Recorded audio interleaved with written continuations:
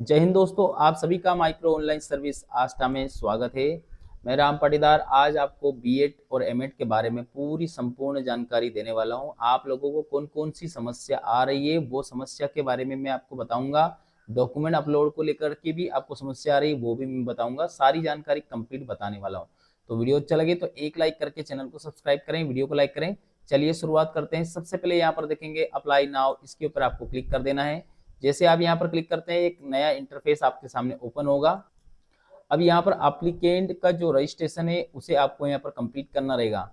Eligibility की पात्रता क्या रहेगी, सबसे पहले तो आप यहाँ पर पात्रता में क्या लेंगे, एनसीटी कोर्स के अनुसार बीएड, एमएड या फिर बीपीएड, ये तीनों कोर्सेज जो आप करना चाहते हो तो इसके ऊपर आप क्लिक कर सकते हो। यहाँ पर देखेंगे प्रोसेस एक जैसी। मैं आपको एक और जानकारी बताना चाहूंगा। यहाँ पर देखेंगे बीपीएड और एमपीएड, ये अगर आप करना चाहते हैं तो ये नीचे वाले लिंक के ऊपर आपको क्लिक करना होगा। प्रोसेस जो रहेगी वो सभी की एक जैसी रहती है लगभग लगभग। तो हम इसके ऊपर क्लिक कर रहे हैं, हम बीएड का फॉर्म भर रहे हैं, ठीक है। यहाँ पर आपसे पूछा जाता है क्या आप मध्य प्रदेश के निवासी हैं। अगर आप यस करते हैं तो फिर आपको 9 डिजिट की आपकी समग्र आईडी को यहाँ पर देना रहेगा। जैसे आप 9 डिजिट की समग्र आईडी को यहाँ पर इंटर करेंगे, आपका नाम वगैरह सब कुछ यहाँ पर देखने को मिल जाएगा। अभी डाटा फेच होने लग गया है तो आपका नाम भी यहाँ पर आता है, ठीक है। यहाँ पर क्या मध्य प्रदेश के राज्य से विश्वविद्यालय में नामांकित है क्या एप्लीकेंट। आप एप्लीकेंट हो तो यहाँ पर आप किसी आपने ग्रेजुएशन किया है तो किसी ने किसी विश्वविद्यालय से किया ही होगा, तो वो आपको यहाँ पर दिखाना होगा। यस करते हैं तो यहाँ पर आपका जो एनरोलमेंट नंबर होता है, एनरोलमेंट नंबर को आपको इंटर करना रहेगा। तो यहाँ पर आप अपना एनरोलमेंट नंबर को यहाँ पर इंटर करेंगे। इसके बाद में यहाँ पर कौन से ईयर में आपने पास आउट किया है वो इंटर करेंगे। नीचे की तरफ आएंगे, यहाँ पर एबीसी और अपार आईडी दोनों में से जो भी आपके पास हो, वैसे तो दोनों एक ही होता है। तो आपके पास अपार आईडी एबीसी आईडी अगर हो तो आप यहाँ पर डालेंगे, नहीं हो तो यहाँ पर इस लिंक के ऊपर जा करके आप अपनी जानकारियों को कंप्लीट कर सकते हैं, ठीक है। जैसे वो नंबर आ जाते हैं वो नंबर को यहाँ पर डालेंगे। इसके बाद कैप्चा कोड डालने के बाद आपको गेट डेटा, इसके ऊपर आपको क्लिक कर देना है। यहाँ पर आप अपना जो वेरिफिकेशन है, वेरिफिकेशन की जानकारी को अच्छे से समझना होगा। देखिए यहाँ पर आपका जो ग्रेजुएशन का जो एनरोलमेंट नंबर रहता है वो इंटर करेंगे तो यहाँ पर आपका डेटा फेच हो जाना चाहिए। अगर डेटा फेच होता है तो फिर आपका जो डिजिटल सर्टिफिकेट के अनुसार आपका वेरिफिकेशन होता है, ठीक है ना, फिर आपको कहीं जाने की जरूरत नहीं होती है। लेकिन अगर यहाँ पर डेटा ही आपका फेच नहीं हो रहा तो उस कंडीशन में इस लाइन के बारे में थोड़ा समझ लीजिए। स्नातक का डेटा नहीं मिला है, इसलिए आपका पंजीकरण फॉर्म सत्यापन के लिए भेजा जाएगा। तो उस कंडीशन में आपका वेरिफिकेशन के लिए, अगर आपका वेरिफिकेशन ऑटो जनरेशन पर नहीं होता है, उस कंडीशन में आपको फिजिकली जो भी हेल्प सेंटर आपको मिलता है वहां पर आपको जाना पड़ेगा, ठीक है। यहाँ पर आपका जो नाम रहता है, नाम ऑटोमेटिकली आ जाएगा। यहाँ पर आपका जो कैटेगरी है वो यहाँ पर आपको सेलेक्ट करना रहेगा, जेंडर आपको सेलेक्ट करना रहेगा, डेट ऑफ बर्थ आपको यहाँ पर इंटर करना रहेगा। ये कभी कभी ऑटो जनरेशन में भी आ जाता है, समग्र नहीं आती है तो उस कंडीशन में पूरी जानकारी को आपको मैनुअली फिल करना होगा। जीमेल आईडी और मोबाइल नंबर फिल करेंगे। यहाँ पर जनरेट ओटीपी, इसके ऊपर आपको क्लिक करना होगा। एक ओटीपी आपके मोबाइल पर आएगा, उस ओटीपी को आपको यहाँ पर सबमिट कर देना है।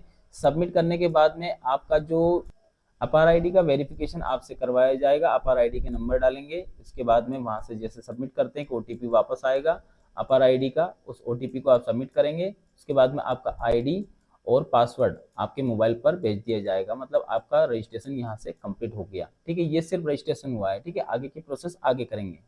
अभी यहाँ पर आपको लॉगिन सेक्शन में आना है। यहाँ पर आप स्टूडेंट सेक्शन के ऊपर आपको क्लिक करना होगा।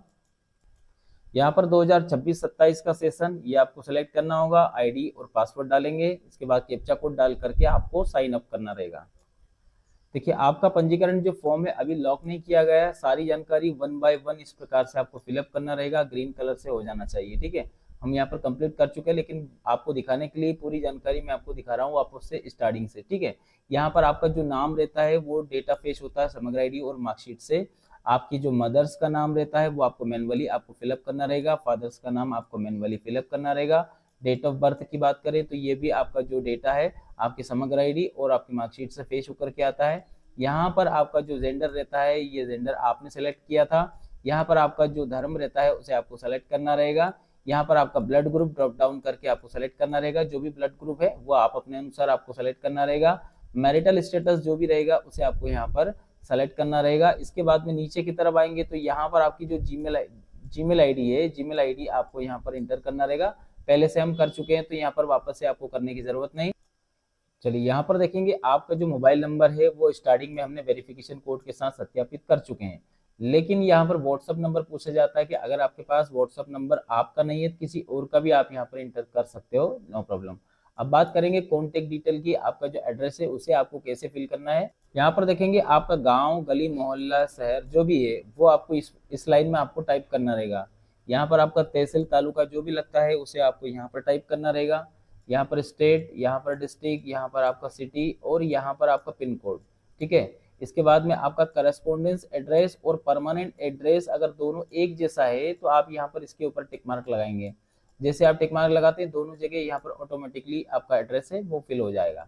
अब यहाँ पर देखेंगे अल्टरनेट कॉन्टेक्ट डिटेल, वैकल्पिक संपर्क विवरण की बात करें तो माता पिता, अभिभावक, किसी का भी आप मोबाइल नंबर को यहाँ पर दे सकते हो, नो प्रॉब्लम। लास्ट में यहाँ पर देखेंगे सेव एंड कंटिन्यू, इसके ऊपर आपको क्लिक कर अभी तक की जो जानकारी आपने कंप्लीट किया है उसे आपको सेव कर लेना है। अब यहाँ पर सबसे ज्यादा यहाँ पर आपको ध्यान देना है, आपका अगर सारी जो प्रोसेस है उसको समझना है सही तरीके से तो आपको यहाँ पर ध्यान देना अति आवश्यक है। यहाँ पर देखेंगे अगर आप लास्ट एग्जाम में आपका अगर अंतिम सेमेस्टर में परिणाम अगर अवेटेड है मतलब प्रतीक्षित है तो आप यहाँ पर इसके ऊपर टिक मार्क लगाएंगे। लास्ट एग्जाम मतलब जैसे मान लो 6 सेम में आपका 6 सेम अगर आपका रनिंग में चल रहा है उस कंडीशन में, या फिर उसमें अगर एग्जाम हो गया है लेकिन रिजल्ट नहीं आया है उस कंडीशन में आप यहाँ पर इसके ऊपर टिक मार्क लगाएंगे। अगर यहाँ पर आप टिक मार्क लगाते हैं तो अंतिम सेमेस्टर को छोड़ करके बाकी सभी सेमेस्टर का कुल योग दर्ज करें। अब इसको समझेंगे कैसे, देखिए 1 से लेकर के 5 सेमेस्टर तक के जितने भी आपकी मार्कशीट के जो नंबर आए हैं, टोटल आपको जो आए हैं वो पहले जो नंबर जो टोटल नंबर नहीं आए हैं वो नंबर को आपको ऐड करना सभी को। तो जो नंबर आते हैं टोटल वो यहाँ पर आपको एंटर करना रहेगा। और आपका जो टोटल मार्क्स कितने हैं, जैसे मान लो 100 नंबर का टोटल रहता है आपका, 100 नंबर का 5 ऐसे ऐसे जो भी है आपके नंबर रहता है उन सभी को आपको यहाँ पर जोड़ना रहेगा। और वो जो टोटल आता है वो टोटल आपको यहाँ पर ऐड करना रहेगा, ठीक है। इन दोनों को कंप्लीट करने के बाद यहाँ पर आपका जो परसेंटेज है वो ऑटोमेटिकली कैलकुलेट हो जाएगा। अब यहाँ पर देखेंगे आपका जो अंतिम सेमेस्टर वर्ष मतलब सेमेस्टर में है या फिर ईयरली है। अगर आप सेमेस्टर करेंगे तो यहाँ पर आपको सेमेस्टर मिलेगा, अगर आप ईयर करते हैं तो ये आपको ईयरली एग्जाम मिलेगी। जो भी आपको लगता है आपका जो भी है उसे आपको सेलेक्ट करना होगा। ईयर ऑफ पासिंग कौन से परिणाम, आपका जो परिणाम वर्ष जो रहता है परीक्षा वर्ष रहता है वो आपको यहाँ पर आपको सेलेक्ट कर लेना है। यहाँ पर आपको ध्यान दीजिएगा बहुत सारे इसमें ऑप्शन रहते हैं, थोड़ा सा आप नीचे क्यों नहीं करते हो, आप मुझे कमेंट करके पूछते हो सर हमें क्यों नहीं दिख रहा है। ये आप थोड़ा सा ड्रॉप डाउन करने के बाद इसे थोड़ा सा नीचे कर लीजिएगा ना, सारे ऑप्शन आपके सामने रहते हैं। सब बच्चे यही बोलते हैं, सारे मित्र ये बोलते हैं कि सर हमें तो कुछ मिल ही नहीं रहा, उसमें सब तो है सामने। यहाँ पर देखिए एक एक जानकारी को समझ लेते हैं। क्वालिफाई एग्जाम, जो एग्जाम आप क्वालिफाई कर चुके हो वो दिखाना है। एनी पोस्ट ग्रेजुएशन, अगर आपने पहले पीजी कर चुके हो, पीजी में बीएड या फिर एमएड या इंटीग्रेटेड 3 ईयर का कोर्सेज कर चुके हो, अब आपको 2 साल का कोर्स करना है तो आप इसके ऊपर क्लिक करेंगे। ऐसा अगर आपके पास पॉसिबल नहीं तो छोड़ दीजिए इसे। इसके बाद में कोई सा भी इंजीनियरिंग कोर्स आपके पास है उसके साथ में आप बीएड वगैरह करना चाहते हो तो आप यहाँ पर इंजीनियरिंग सेलेक्ट करेंगे। अगर आपके पास ग्रेजुएशन में अगर बीए बीएड आप कर चुके हो, बीएससी बीएड आप कर चुके हो और उसके बाद में आपको 2 साल का फिर से आपको कोर्स करना है तो आप यहाँ पर इन दोनों को सेलेक्ट करेंगे। जो अभी आपके पास दोनों में से हो तो उस कंडीशन में, और नहीं है यहाँ तक की कोई भी जानकारी तो सब छोड़ दीजिए। अब देखिए जो जानकारी मैं बता रहा हूँ वो बहुत ज्यादा इंपॉर्टेंट है। अगर आपके ग्रेजुएशन में अगर आपका परसेंटेज बहुत अच्छा है तो आप यहाँ पर ग्रेजुएशन करेंगे एनी ग्रेजुएशन फॉर बीएड, मतलब बीएड करने के लिए आप एनी ग्रेजुएशन में कोई भी सब्जेक्ट हो सब चलेगा। अगर आपका ग्रेजुएशन में परसेंटेज अच्छा है तो, ग्रेजुएशन में परसेंटेज अच्छा नहीं है और आप पीजी कर चुके हैं, पोस्ट ग्रेजुएशन कर चुके हो तो यहाँ पर any post graduation for B Ed, आप यहाँ पर any post graduation for B Ed अगर करते हो तो फिर आपका जो है सिलेक्शन होने में भी प्रोसेस अच्छा रहता है। अगर आप एनी ग्रेजुएशन फॉर पीबीएड, अगर आपने पहले से अगर कोई सा ये कोर्स कर चुके हैं पीबीएड तो आप इसको सेलेक्ट करेंगे। और अगर इन सब के अलावा अगर आपके पास कोई सा बैचलर ऑफ एजुकेशन है तो आप यहाँ पर सेलेक्ट करेंगे। फाइनली हमारे पास इन दोनों में से एक चीज हमको मिलती है, ग्रेजुएशन हो या फिर पोस्ट ग्रेजुएशन, और आपने दोनों ही कर रखे हैं और आपके अच्छे नंबर अगर को पीजी में है तो पीजी सेलेक्ट करो, अगर आपका ग्रेजुएशन यूजी में है तो यूजी आपको सेलेक्ट करना है। वो आपके ऊपर डिपेंड करता है, मेरा काम था समझाने का। ओके आगे बढ़ते हैं। यहाँ पर देखिए डिग्री का नाम, जो भी आपकी डिग्री का नाम है उसे आपको यहाँ पर, जैसे मान लो बीकॉम किया है तो आप यहाँ पर बीकॉम आपको टाइप करना होगा। मेजर सब्जेक्ट में ऑल कर दीजिए। बिल्कुल सिंपल सिंपल चीजें मैं आपको बता रहा हूँ, बिल्कुल ऑल तरीके से यहाँ पर आप क्लिक करेंगे। इसके बाद में यहाँ पर आपका जो भी यूनिवर्सिटी है, यूनिवर्सिटी आप यहाँ पर सेलेक्ट करेंगे। मेरे पास पहले से है इसलिए यहाँ पर देखेंगे आपका जो परसेंटेज है वो आपको यहाँ पर इंटर करना रहेगा। जो भी परसेंटेज ग्रेड पे जो भी है आपको ड्रॉप डाउन करके सेलेक्ट कर लेना है। यहाँ पर ऑब्टेन मार्क्स कितने हैं, इसके बाद टोटल मार्क्स कितने हैं, यहाँ पर आपकी परसेंटेज ऑटोमेटिकली कैलकुलेट हो जाएगी। सेव एंड कंटिन्यू करके यहाँ तक की जो जानकारियाँ हैं उसको आपको सेव कर लेना है। अब देखिए बात करते हैं यहाँ पर रिजर्वेशन की। अगर आप मध्य प्रदेश के निवासी हो, एमपी डोमिसाइल हो, तो आप यहाँ पर यस करेंगे। अदर स्टेट वाले इसे आपको नो करना रहेगा। अगर आप मध्य प्रदेश के यहाँ पर यस करते हैं, मूल निवासी में आपको यस कर रहे हैं, तो यहाँ पर आपको डोमिसाइल सर्टिफिकेट के नंबर आपको टाइप करना होगा। यहाँ पर आपका जो डोमिसाइल सर्टिफिकेट के नंबर टाइप करेंगे, उसकी जो डिस्पोजल की जो डेट रहती है वो सर्टिफिकेट में लिखी रहती है। तो ये दोनों जानकारियां आपको यहाँ पर इंटर करेंगे। यहाँ पर देखेंगे व्यू करके एक ऑटोमेटिकली आपका सर्टिफिकेट जनरेट होकर के यहाँ पर उसी में ही कंप्लीट हो जाता है, अपलोड हो जाता है ऑटोमेटिकली ऑटो सेशन में। लेकिन अगर ऐसी कंडीशन आपकी नहीं बनती है तो उस कंडीशन में आप यहाँ पर डोमिसाइल सर्टिफिकेट को 700 बाई 800 का पिक्सल पर 100 KB के अंदर अंदर आप यहाँ पर इसे सेव कर सकते हो। मतलब यहाँ पर अलग से भी चूज फाइल करके अपलोड कर सकते हो। ठीक है, 100 KB तक रखना है, ध्यान रखिएगा, ज्यादा का नहीं लेता। ठीक है, इस प्रकार से। अगर आप माइनॉरिटीज में आते हैं, देखिए हिंदू को छोड़ करके आप किसी और धर्म से हो, जैसे हिंदू को छोड़ करके जो भी आपका धर्म है, तो वो उस कंडीशन में आपको यहाँ पर यस करना रहेगा। अगर आप यस करते हो माइनॉरिटीज में तो फिर उसका सर्टिफिकेट भी देना पड़ता है। और सर्टिफिकेट में कहाँ से बनेगा वो सर्टिफिकेट, आपका तहसील से बनता है। तहसील में जाएंगे, एक प्रारूप मिलेगा 3 पेज का, उस प्रारूप को भरना रहेगा। पेज को, उसमें प्रारूप में आपकी जो इंडिविजुअल जानकारी रहती है वो आपको सबमिट करनी रहेगी। सबमिट करने के बाद में आपको 3 से 4 दिन में आपका सर्टिफिकेट आपको मिल जाएगा। चलिए यहाँ पर देखेंगे क्या आपके पास वोटर आईडी कार्ड है क्या। अगर यस करेंगे तो आपको वोटर आईडी नंबर आपको देना होगा। अगर आप बीपीएल कार्ड की बात करें, बीपीएल कार्ड में आपका पात्रता पर्ची नहीं चलता है, आपके पास ओरिजिनल बीपीएल कार्ड है तो ही आप लगाएंगे, नहीं तो इसे नो करके छोड़ दीजिएगा। यहाँ पर देखेंगे क्या आवेदक के माता पिता केंद्र सरकार के सरकारी कर्मचारी, राष्ट्रीयकृत बैंक तथा भारत सरकार के द्वारा संचालित व्यवसायिक संगठनों के कर्मचारी मध्य प्रदेश में हैं। अगर ऐसी कंडीशन हो तो आप यहाँ पर इसे यस करेंगे, नहीं तो इसे भी नो करके छोड़ दीजिएगा। ओबीसी की बात करें तो ओबीसी में 2 कैटेगरी होती है। एक होता है नॉन क्रीमिलियर। नॉन क्रीमिलियर कौन होता है, 8 लाख से कम, जिनकी फैमिली इनकम 8 लाख से कम होती है वो नॉन क्रीमी लेयर में आते हैं।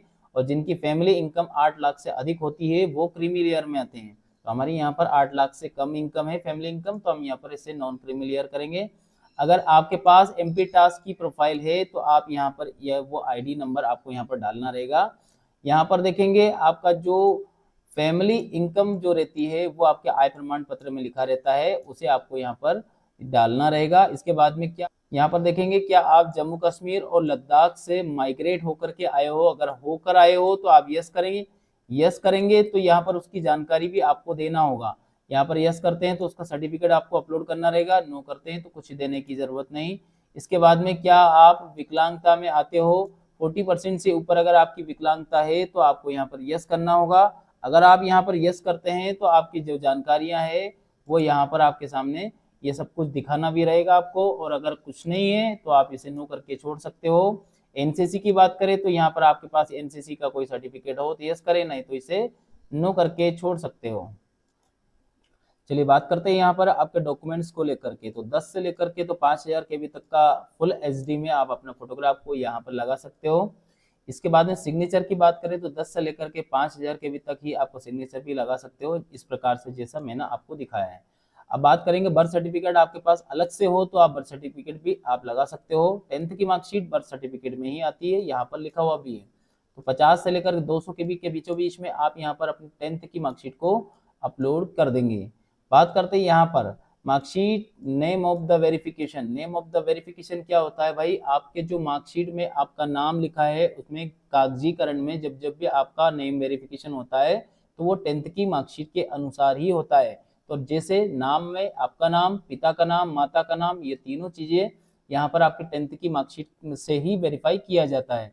तो इसीलिए आपको यहाँ पर भी 10th की मार्कशीट ही अपलोड करना, दोनों जगह आपको 10th की मार्कशीट आपको अपलोड कर देना। देखिए यहाँ पर एलिजिबिलिटी एग्जाम के मतलब होता है कि आप क्या पास होकर के आए हो। मतलब ग्रेजुएशन पास करके आए हो तो आप ग्रेजुएशन की मार्कशीट यहाँ पर लगाएंगे। 250 से लेकर के 200 के बीचों बीच में आपको लगाना रहेगा। और जस्ट उसके सामने देखेंगे यहाँ पर बैक साइड का फोटो मांगा गया है इस बार। तो आपकी जो मार्कशीट है, मार्कशीट का जो बैक साइड का फोटो रहता है उसमें आपको स्कैन करके यहाँ पर अपलोड कर देना है, ठीक है। सेम वही इस फॉर्मेट में। यहाँ पर आय प्रमाण पत्र की बात करें तो आपका इनकम सर्टिफिकेट जो है उसे आपको यहाँ पर अपलोड करना रहेगा। इनकम सर्टिफिकेट 3 ईयर ओल्ड नहीं होना चाहिए, पुराना मत लगाना, नहीं तो परेशान रहोगे।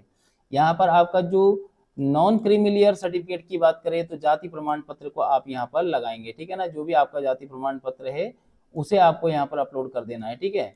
यहाँ पर आपका जो जाति प्रमाण पत्र है वो डिजिटल वाला होना चाहिए, जैसे मैंने यहाँ पर लगाया, आपको दिखाने के लिए लगाया है। ये डिजिटल वाला नहीं है, ये लोकल वाला है जो पहले बनता था। अगर आप ऐसा लगाते हैं तो उस कंडीशन में फिर इसी प्रमाण पत्र को वेरीफाई तब किया जाएगा जब आप फिजिकली उस वेरिफिकेशन सेंटर पर जाएंगे। ऐसा अगर आप प्रमाण पत्र कोई सा भी प्रमाण अगर लगाते हैं, अगर डिजिटल नहीं है तो फिर आपको वहां पर वेरिफिकेशन करवाने स्वयं को जाना पड़ेगा। और उसमें भी एफिडेविट वगैरह कुछ उनसे आपसे वहां पर शपथ पत्र भरवाएंगे। और अगर आप यहाँ पर डिजिटल वाले लगाते हैं तो फिर कुछ देने की जरूरत नहीं, ऑटोमेटिकली आपका सर्टिफिकेट जो है वेरिफिकेशन कंप्लीट होगा। सारी जानकारी कंप्लीट होने के बाद आप यहाँ पर सेव एंड कंटिन्यू, इसके ऊपर आपको क्लिक कर देना है। जैसे आप यहाँ से आगे बढ़ाएंगे आपका जो फॉर्म है यहाँ तक की जानकारी को लेकर के पूरा सेव हो जाएगा। टू द पॉइंट, यहाँ से आपका जो फॉर्म रहता है उसकी चॉइस फिलिंग स्टार्ट होती है, ठीक है। यहाँ पर आप किसके लिए अप्लाई कर रहे हो, बीएड के लिए कर रहे हो, एमएड के लिए कर रहे हो, जो भी आप करना चाहते हो। तो आप हमने यहाँ पर एनी ग्रेजुएशन फॉर बीएड हमने वहाँ पर एजुकेशन में किया था, तो यहाँ पर बीएड हमारे पास लिखा हुआ आ रहा है, ठीक है। जिस भी यूनिवर्सिटी से आप करना चाहते हो वो यूनिवर्सिटी आपको यहाँ पर देखने को मिल जाएगी। बात करते हैं यहाँ पर, जैसे यूनिवर्सिटी हमने सेलेक्ट किया, यहाँ पर कॉलेजेस आपको दोनों प्रकार के कॉलेजेस को ऐड कर लेना है। यहाँ पर आपका जो भी जिला है, अभी फिलहाल में कोई जिले आ नहीं रहे, जैसे मान लो भोपाल का एक जिला हमने यहाँ पर भोपाल जिले को लिया तो उसमें भी सिर्फ एक ही कॉलेज आ रहा है।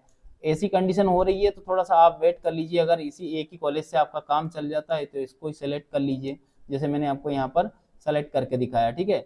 यहाँ तक की जानकारी आई होप कि आपको समझ में आ गया होगा। तो सेव एंड कंटिन्यू, इसके ऊपर आपको क्लिक कर देना है। ये जानकारियां कंप्लीट हो चुकी है। इसके बाद में आपका जो फॉर्म रहता है उसकी जो जानकारियां हैं वो समझ लीजिए। यहाँ पर आपकी जो जो बेसिक डिटेल आपने भरी है एक बार अच्छे से आपको चेक कर लेना है कि कोई गलती तो नहीं हुई है। पेमेंट हमने अभी किया नहीं है इसलिए यहाँ पर पेंडिंग दिख रहा है। यहाँ पर आपका जो फॉर्म का स्टेटस है वो नॉट वेरीफाई, जब तक वेरिफिकेशन सेंटर से वेरीफाई नहीं करते थे तब तक नॉट वेरीफाई ही आएगा। जैसे आप फॉर्म को लॉक करते हैं, लॉक करने के बाद कौन सा हेल्प सेंटर आपको मिला है, हेल्प सेंटर की बात करें तो हेल्प सेंटर में कौन वेरीफाई करेगा उसका नाम भी यहाँ पर आपको देखने को मिलेगा। यहाँ पर देखेंगे सारी जानकारी कंप्लीट आपके सामने आ चुकी है। अब यहाँ पर आपको कंफर्मेशन के ऊपर क्लिक करना होगा। जनरेट ओटीपी, एक ओटीपी जनरेट होकर के आपके पास मोबाइल पर आएगा, उस ओटीपी को आपको यहाँ पर एंटर कर देना है। आपका फॉर्म लॉक हो जाएगा, एक बारकोड वगैरह सब कुछ जनरेट हो जाएगा। जैसे आप लॉक करते हैं तो आपकी जो जानकारियां वो हेल्प सेंटर के पास चली जाती है। हेल्प सेंटर वाले जो जो आपने डॉक्यूमेंट भरे हैं वो सारे डॉक्यूमेंट्स को मिला करके उसे वेरीफाई कर देते हैं और वेरीफाई हो जाता है। वेरिफिकेशन होने के बाद में आपका लिस्ट आएगा, तब आपका जो कॉलेज कौन सा आपको मिला है ये सारी जानकारी आपको कंप्लीट हो जाएगी। तो चलिए दोस्तों, आज के लिए इतना ही। वीडियो अच्छा लगे तो एक लाइक करके चैनल को सब्सक्राइब करें, वीडियो को लाइक करें। धन्यवाद आप सभी का वीडियो देखने के लिए। आपका दिन शुभ रहे। जय हिंद।